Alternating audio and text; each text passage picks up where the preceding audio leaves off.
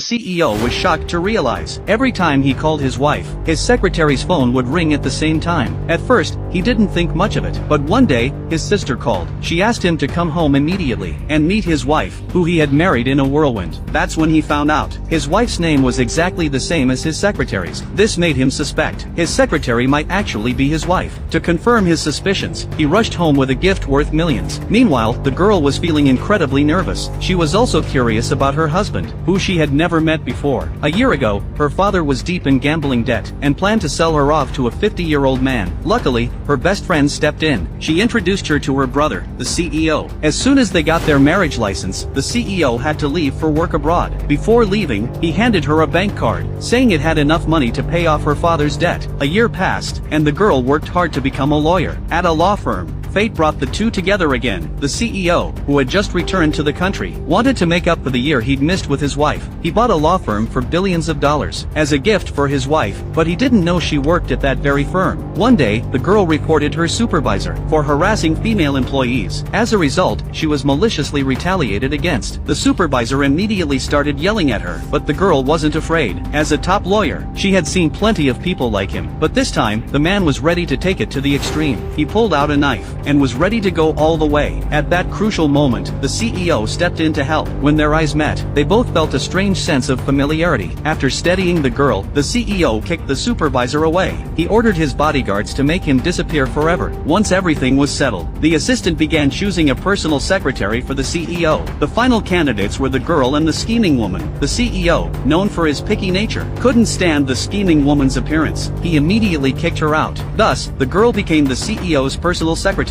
However, when the CEO read the girl's resume, he felt like she looked so familiar, but he couldn't quite place where he had seen her. Just then, his sister called. She immediately started scolding him, blaming him for going abroad right after getting married. She said he didn't consider how his wife must feel being alone. She reminded him to bring her back home tonight. Feeling guilty, the CEO agreed. His sister sent him the girl's contact info. After hanging up, the CEO immediately asked his assistant what kind of gift he should prepare for the girl. The assistant thought for a while, but said this was a question for a woman. The girl overheard and couldn't help but feel a little envious. She then suggested that, since they hadn't seen each other for so long, the most important thing was time together. Maybe taking her out for dinner or shopping would mean more than any gift. The CEO thought her advice made perfect sense, so he decided to go with it. Soon, the girl brought a car full of gifts and flowers for the CEO. Seeing how thoughtful and well-prepared she was, the CEO praised her for her work ethic. He then told her she could finish for the day and head home to rest. After the CEO left, the girl took a taxi to a restaurant, but just as she got in the car, she received a call from the CEO. Little did they know, they would soon meet again, this time